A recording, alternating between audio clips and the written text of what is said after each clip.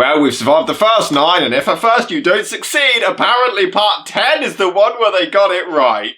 Taking place between Saw 1 and 2, just to George Lucas up this bitch, Saw X follows John Kramer, again played by Tobin Bell, whose cancer is worsening as he only has a few months left to live. After meeting a guy called Henry, played by Michael Beach, at the cancer support group, he miraculously heals from his own terminal illness, teaching John about the secret place that can help with his cancer down in Mexico, led by Cecilia Peterson, played by Sonova McCody Lund. But as usual, it's not always as it seems. I think I could make that. The 10th film in this goddamn franchise began live back in 2018 with producers Mark Berg and Oren Cowles, but things were put on hold for Chris Rock to try to destroy the franchise instead. Once that shitstorm flopped, to nobody's surprise, they decided, hey, this series is even worse without Tobin, let's bring the old bastard back. Can you imagine what that implies? Kevin Gruder had edited most of the movies in the series and had previously directed parts 6 and 7, so he was brought back to the director's chair for this one, and Lionsgate even signed a multi-year deal with Media Capital Technologies, a specialty finance company to co-finance a series of movies, including this one. Can't wait for them to cancel the immediate sequel. Not only was Tobin Bell coming back for yet another film, but he was going to be in much more of the movie than any other previous installment. Furthermore, he was involved in the writing of the script as well as post-production, helping with additional dialogue when needed. So it's his fault.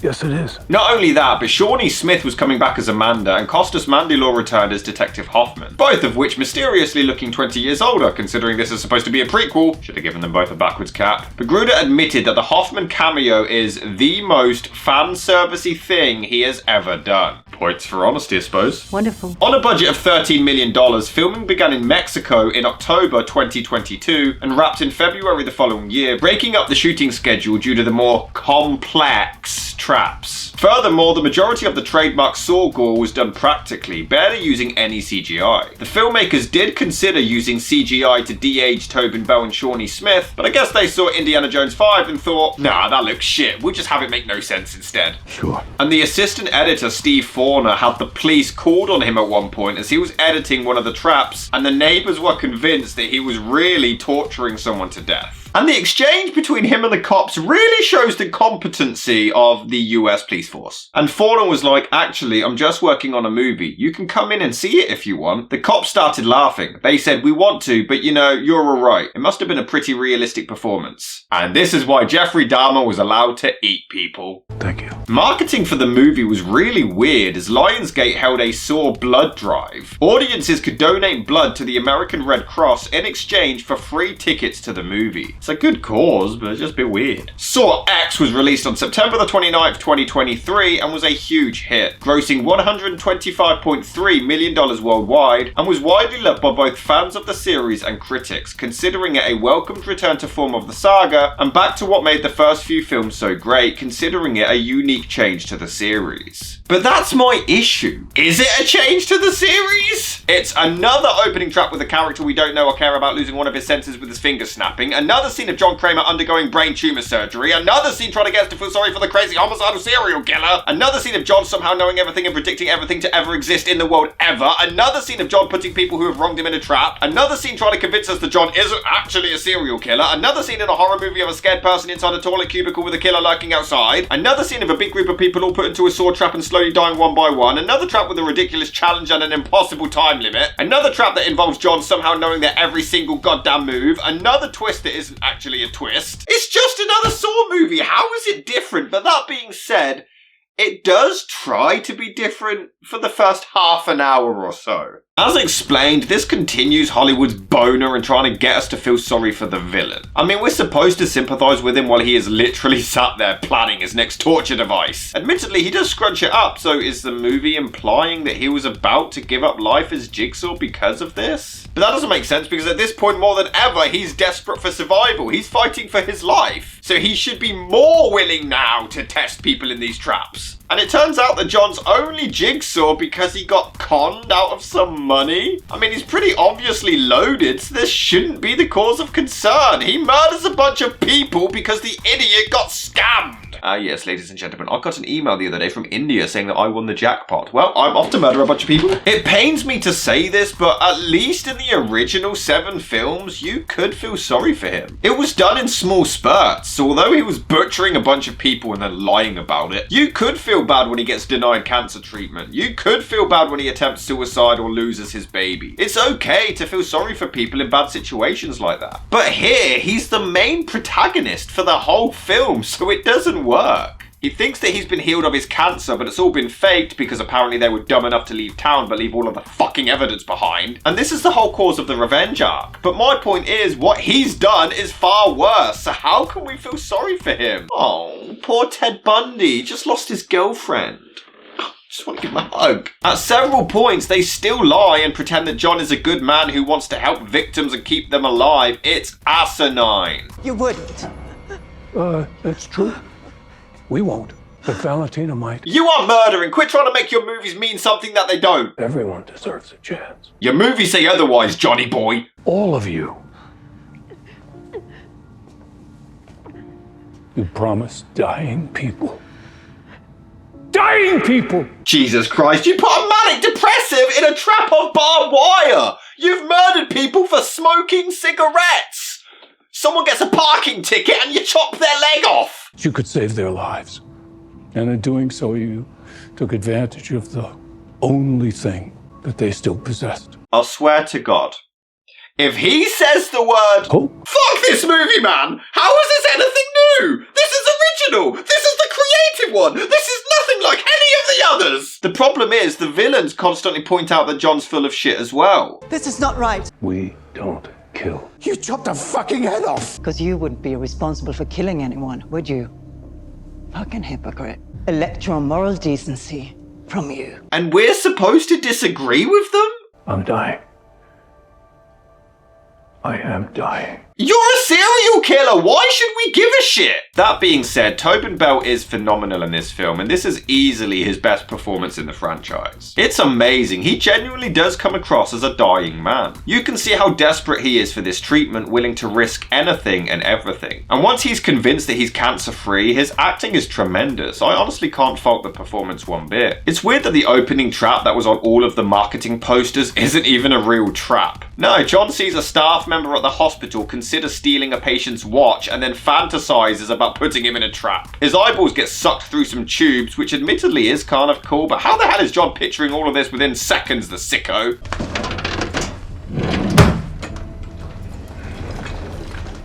Good choice. I guess this is unique, but is this really worth torturing and murdering someone? I mean, yes, it's douchey to steal a dying patient's watch, but isn't it about appreciating life? This kid took a candy bar from a store. Cut that asshole's head off! The post-credit scene suggests that Henry was in on this whole charade, which poses the question, how the hell did they orchestrate any of it? Did they plan for John to be in the same support group? How did Henry know which cafe John would be in at this precise moment? Cecilia even says, When I realized who you really were, Jigsaw. so how the hell did they track him down? She suggests that she didn't know he was Jigsaw initially. In fact, why does nobody else react to the traps as if they were aware who Jigsaw was if he was so famous? This script was written by a toddler. On crack. The thing is, it's not even like it's a bad idea. It has potential, and it seems like they genuinely will cure John and do some weird time jumpy bullshit to keep him alive, so they do completely swerve our asses. He gets abducted and the film keeps you guessing as to what the hell is going on. I won't lie, I did enjoy the first half an hour as it genuinely was mostly different to the other films. Even though John's a complete moron for thinking that this cancer treatment is legit. You mean to tell me that someone cured cancer and they're in hiding? Wouldn't people be willing to spend millions to buy it from them? But then again, he also doesn't remember what he said. He's got a 30 to 40% success rate. Over a 90% success rate. John, I think you should retire, mate. The big drug companies are always one step behind. So we must keep our location secret from everyone, even you. Even though he later somehow still finds it. I mean, he sees the same tower from a cafe and I guess from that is able to find the location of the place. But that doesn't make sense because he sees the tower after the surgery and Cecilia even says, We're 2 blocks away from Mateo's hospital, in case you need a transfusion. and considering they faked it, couldn't she have been lying about this? In fact, wouldn't she have been lying about this? If it was fake, why would they actually need to be 2 blocks away from the hospital? I help people overcome inner obstacles, help them make positive changes in their lives. Like a life coach, yeah? Something like that.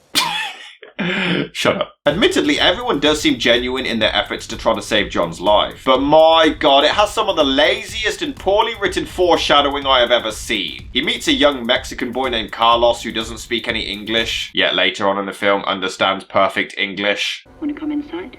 Okay. This is the one they did right! Carlos teaches John one word in Spanish. Pool. Which is a very random word to learn and is totally not going to come into play later. Yes, of course, it just so happens to be the one that he needs to use in the final trap. What the hell are the chances? The problem with these in-between movies is trying to accept and believe that none of these huge events in John's life were ever mentioned or acknowledged in any of the previous films. And also, considering at this point Dr. Gordon was helping John, why would John not talk to him? He was a brain surgeon. Why is this not acknowledged? 10 films. 10 films. 10 films. I don't understand. You got a brain surgeon, John. You've now tried to get the tumour removed from your brain twice without talking to the brain surgeon that's on your payroll. He's on your payroll. Just a quick call. Hey, Lawrence, is this legit? This series sucks. Fuck you. But the moment all of this bullshit ends at the 34-minute mark, it just then becomes every other Saw movie. So I guess credit for having 34 minutes of original content. I guess it's slightly different as we see John's reactions to the trap through a window. And wait, how the hell did he pull any of this off? He's bringing traps to Mexico. Did he just pack a shit ton of tape recorders and murder devices on his trip to get cancer treatment? He's just casually packing bombs on the plane? I get that things like the radiation machine would have already been there. What about all of the chains and saws and shit? Hey guys, you know the first draft of your screenplay doesn't have to be used. You know that, right? You know that this is... That's what you should have done. This is your script. Fucking gone. Fucking, this is Saw 11. Gone. I'm not very fond of Saw 10. I know. I'm sorry. This Diego guy has to cut some bombs off of his own arm in just 3 minutes, and he manages to do it, but it just makes Dr. Gordon look like a complete pussy in the first film. Also, he's a real taxi driver. Cecilia is trying to remain hidden but uses a real taxi driver to take John to them. These people suck at protecting themselves. What the hell? They even use their real names. And somehow they never get caught despite having a website and a contact number and everything. And none of them seem to understand why they're in a trap now. John? It was you? Why? Who wrote this? Who wrote this? And this is the one they did right. I don't understand how they can fuck up over and over again and still make bank. How is this getting so... I don't understand. I don't understand, guys. I'm done. Now, refusing to play the game is not an option. If you refuse, you'll remain in this room. So it is an option. I will say Lund is excellent as Cecilia. Now she comes across completely differently as she did with John earlier, casually counting her money whilst on the phone with a new potential patient. The actress actually admitted that she suffered from nightmares after reading the script and had to go through several sleep studies as a result. She considered dropping out of the project completely as these treatments were so expensive, but after meeting with Tobin Bell, she was inspired by his dedication and method acting that she decided to stay on. Don't worry, the movie gave me nightmares too. I've got a gun. Not the best thing to say when you haven't actually got a gun. It also makes no sense that Amanda didn't go to Mexico with John in the first place. Yeah, she only shows up when the traps begin, but it's been established that he's like a father to her, so why the hell hasn't she been there already for the damn support? And a lot of people praised Shawnee Smith's performance in this and her grand return to the series, but I honestly have no idea why. She always seems so weird and awkward. It's not even like she's acting. She gets a funny line every now and then. I thought you said there was a key. He was speaking metaphorically.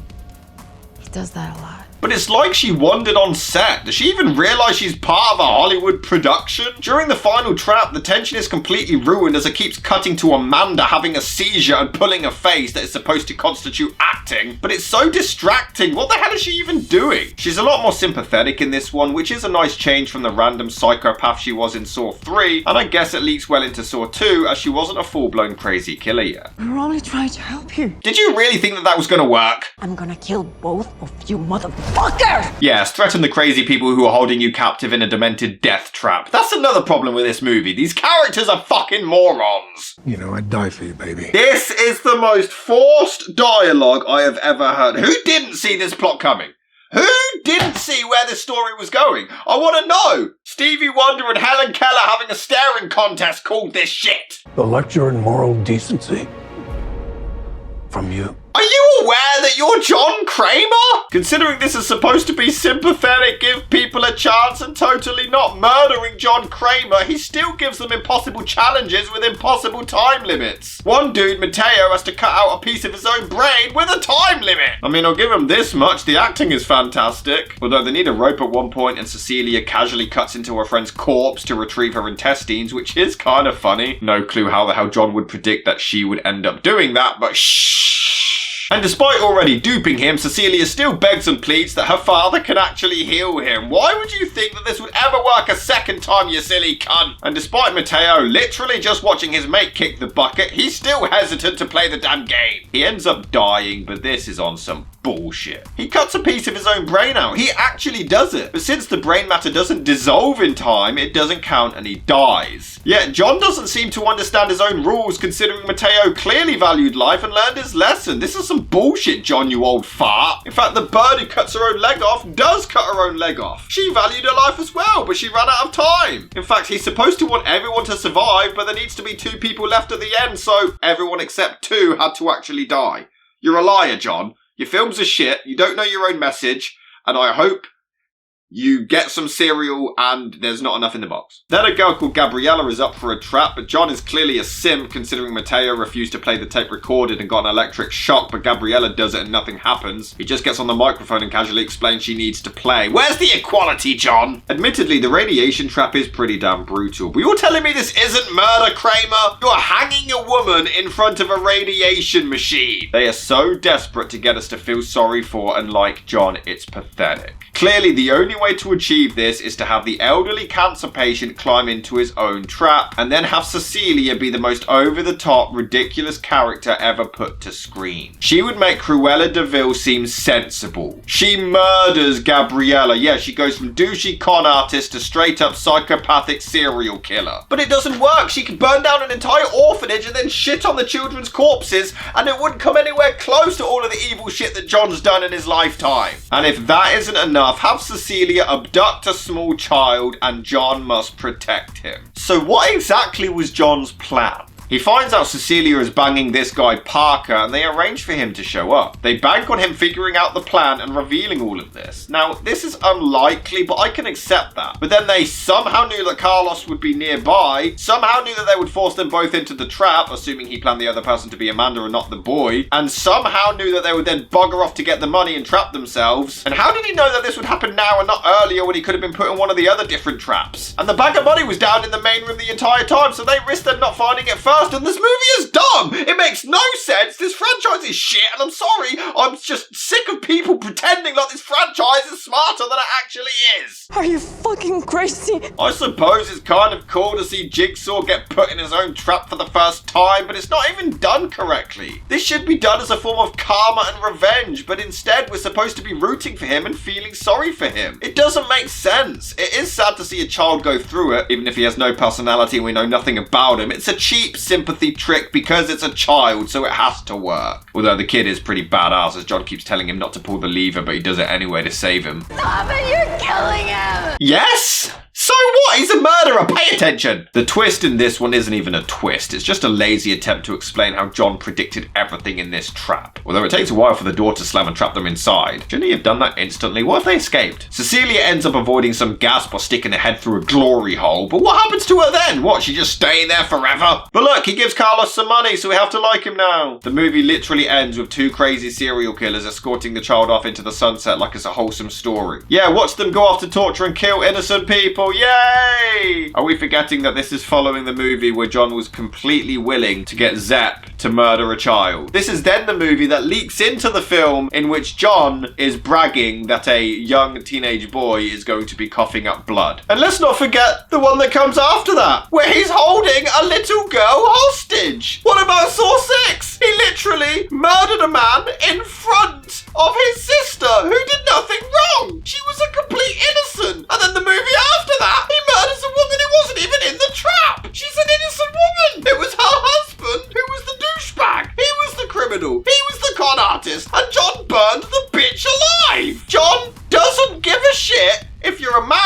woman, child, gay, straight, trans, non-binary, he will kill you. This doesn't make sense. He's not a hero. Why are you trying to... I can't wait for the Jimmy Savile biopic where he's the one who saves burning children from a building. Oh no, look at John. He's got cancer. Oh, the poor guy. John, I'm so sorry. Come here and let's cradle you. John's clearly not had an issue with murdering children before, but now all of a sudden, he's a hero because he saved a child. This movie sucks. It does try a couple of new things, but it's still another bad Saw film with all of the same problems. Stupid, insufferable characters, plot lines that make absolutely no sense, Jigsaw being Raven Baxter, and trying to get an unlikable murderer to become a likable protagonist. It doesn't work, but the surprising thing is, despite how bad this shit is, it's still probably the third best one in the entire franchise. Other than the first two, it's at least better than all of the rest, but it shows just how bad this franchise is. After its success, a part 11 was even greenlit as a direct sequel, but as of the writing of this episode, it was postponed due to a supposed disagreement between the producers, and it may finally be over for good. But with Saw, it never seems to be the end, so I'm not convinced, and this series will forever haunt me.